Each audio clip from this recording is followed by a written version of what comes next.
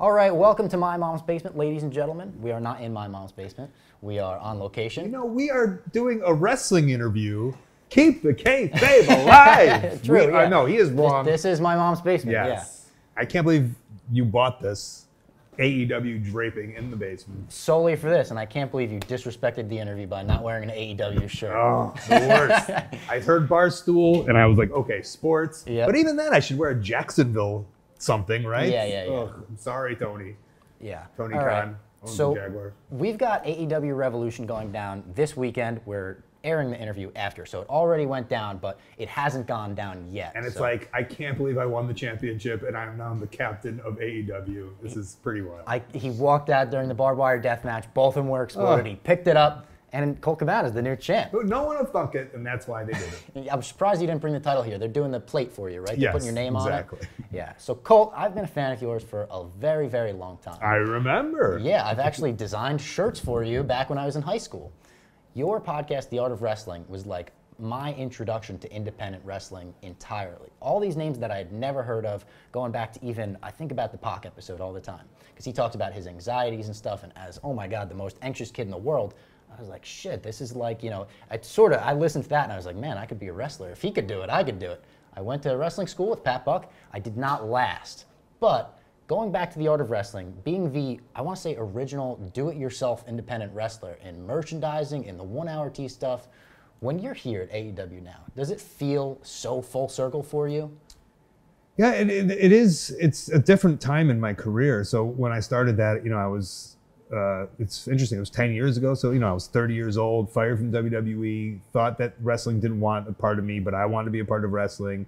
And I did what I had to do that was in my entrepreneurial spirit, and like I just put it all forward. And now it's kind of odd because, you know, all of that isn't really asked of me, and I see like a younger generation, like Max Caster is like someone who just like pops out at me, and I watch him do, and I've watched him for years do the, you know, the rap. Do the raps, that's but, you know, the freestyles and the rapping and making his own thing. And even, you know, this week, I know this is airing later, but, you know, he put out a diss track on 10, and it's just like, I see a little bit of me, what I would have done if I was him, in him. And some of the other people, like even Sammy Guevara and his blog, and you look at all of it, and then you see Fuego and everybody jumping in, kind of the same way I had these cast of characters or people that would bring to the spotlight, like a Pac, you know, at that point, who maybe no one really knew his story. Now, a lot of us get to spotlight everybody, and essentially AEW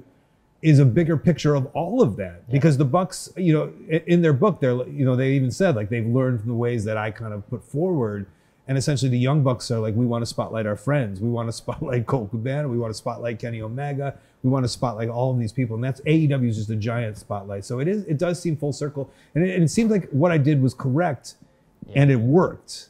And maybe not somewhere else in different, you know, style of wrestling, but finally Tony, along with the EVPs, they were like, we don't have to have that style of wrestling. And now here's a place where we've realized that DIY idea of working works, and you can see right now it's tested. Where did that entrepreneurial spirit come from for you in the first place? Yeah, well, well, first of all, I was fighting to be a wrestler. Like I said, it felt like wrestling was kicking me out, and I didn't want to be kicked out. I wanted to do that for a job. And yes, I have like a business marketing degree, but like what I learned from the road. You know, I didn't learn it from a classroom, and I don't want to knock college or university or even education. I believe in education.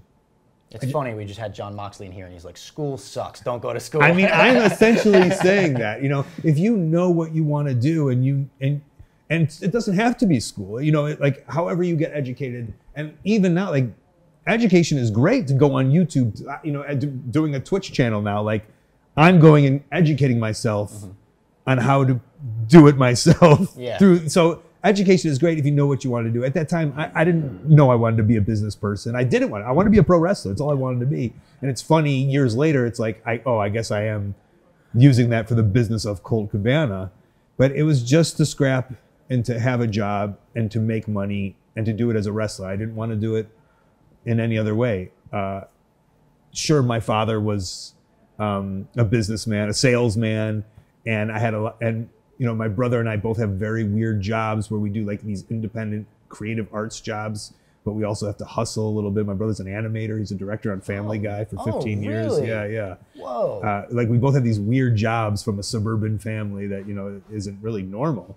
Both such cool jobs. Very cool job. Yeah, he's a drawer and I'm a wrestler. And like that's awesome. Yeah. And if you're a parent, has he done the podcast before? My brother, no, he's never been on the podcast. I'd be fascinated in the conversation. I'm a huge Family Guy fan. Oh, is that right? Yeah, I've had Alex Sulkin. He's a writer on that show, on this show many times. Yeah. I mean, he tried to. There was a wrestling episode that he tried to sneak me onto, really? But it was unsuccessful. But so I think there's something coming from how hard my dad worked and the values that my parents instilled in me. But again, it was just scrapping to try to be in wrestling. It's so interesting that you say that to me because I look at it like you just said in the Bucks book. They talk about following your blueprint, and I feel like so many people followed your blueprint. Even just looking at pro wrestling tees, like what you sort of started there and what you opened up to the independent wrestling world. Do you look at that and do you realize like kind of the footprint that you've left on the independent wrestling business? It's a huge one. So I have this conversation with the Bucks a lot, and this isn't necessarily for, I guess, what myself and Ryan Barkin did with Pro Wrestling Tees, but it's a lot of it is like the ones who know and appreciate it, but so many people don't know the underlying things that have happened. And so many independent wrestlers, like when they're at the merchandise table, might not even know who I am, but, and I'm not searching for credit. It's fun to see that like it's been instilled in pro wrestling so much. Yeah. And I even thought that the other day when someone was talking about, I think Lance Archer and Phoenix did a Spanish Fly, the wrestling move. And I was just like, I don't think a lot of people know about the SATs, the Spanish announce team, who were a tag team in the early 2000s, Jose and Joel Maximo. But we know the Spanish Fly, so they've left their imprint on wrestling, though maybe people won't know them. So if it is in 50 years of, it's so known that the wrestlers do their own shirts or are working the merchandise table, and like they won't know it's Colt Cabana, but I know I have some kind of imprint in wrestling, so it's fun. All right, now I'm going to ask about a mutual friend of ours. And I'm going to ask you for, I don't know, maybe your funniest story involving him. It's always hard. It's Mr. Grado. Oh. I mean, Grado is one of my favorite people. It's been a while since I've talked to him. Is he a mutual friend of yours? Sort of, yeah. I used to design some stuff for him as well, and then he just got my Voxer one day, and he started sending me Voxes at 4 in the morning. Yep. If you don't know, it's like a walkie-talkie app, a very wrestling community thing. And he would just, Robbie Fox, it's yourself. Well, which is funny because you guys probably have a very parallel story because he was obsessed with wrestling as a kid and bugging all the wrestlers. And like, I don't know if you own up to it or not. I do. You do? Okay, which is great because... I was definitely sending way too many emails to wrestlers, just like I was sending way too many emails to people at Barstool back then. Yeah. But I think it's, once you've established yourself in something, it's fun to go back and own it. Same with me where it's like, I hid that I punched Hawk at WrestleMania 13. So I hid it. But once like I was established in the community, it's like, to me, it's fun now. Yeah. So Grado, he's...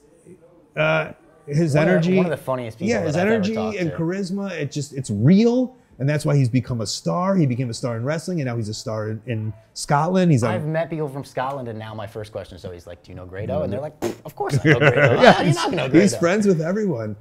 First of all, I don't know if there's stories I can tell on here that are. I mean, I know it's Barstool, but I don't know if those are even possible. But.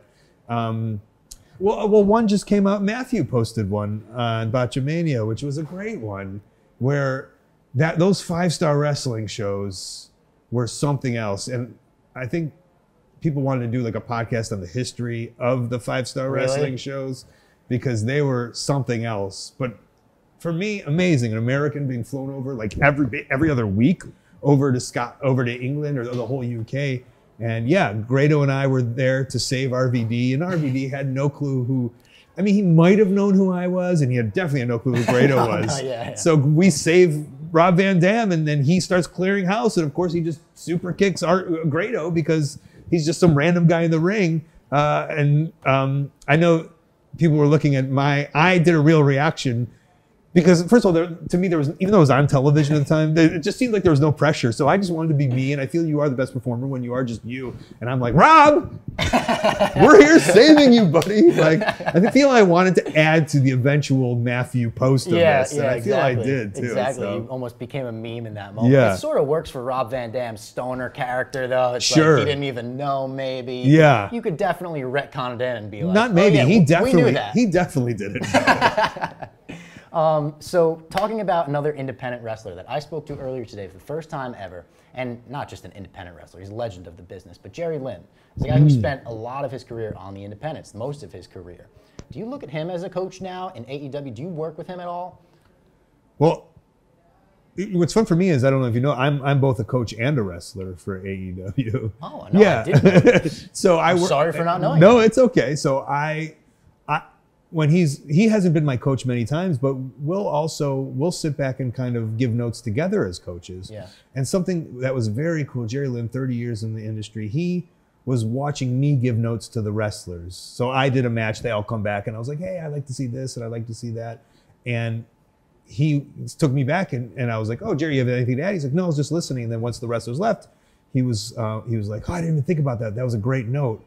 And I was like, really? And he's like, yeah, I just like to hear from everyone. I'm always learning. He's like, well, I just learned. I wouldn't have thought to do that in that situation. And so to hear a guy like Jerry Lynn be able to step back and say, I'm still learning at 30, 35 years in wrestling or whatever, is pretty cool. And I think it's great that we have coaches like that are chill, and I've had wrestlers after. Super chill. Yeah, I've had wrestlers afterwards come up to me and just be like, that was such I wasn't scared to come back and get notes from you or get critique. Because I've been in that situation, I'm not looking to yell at anybody. I just, I want to nurture and make sure everyone becomes the best wrestler that they can be. And Jerry Lynn is very much like that. And so I love working around Jerry, and it's always a pleasure. And like you said, I, as someone who did the independents for so long, I romanticize first of all, Jerry Lynn was one of the first wrestling stars I ever wrestled in 2000, I think, like being an independent wrestler, coming back off ECW and going to WWE.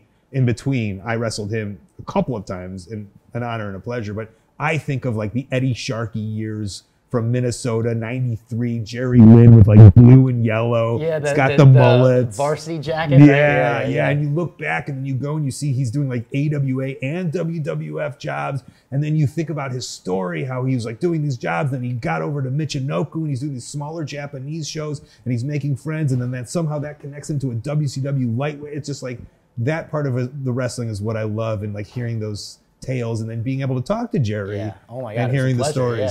He's one of those guys that I feel like never got like the due he deserved in wrestling. So I'm just trying to make everyone a Jerry Lynn mark at this point. There's so many, all of us don't, there's listen, there's so the top guys and the top guys, and then there's thousands of people who've been able to make a living.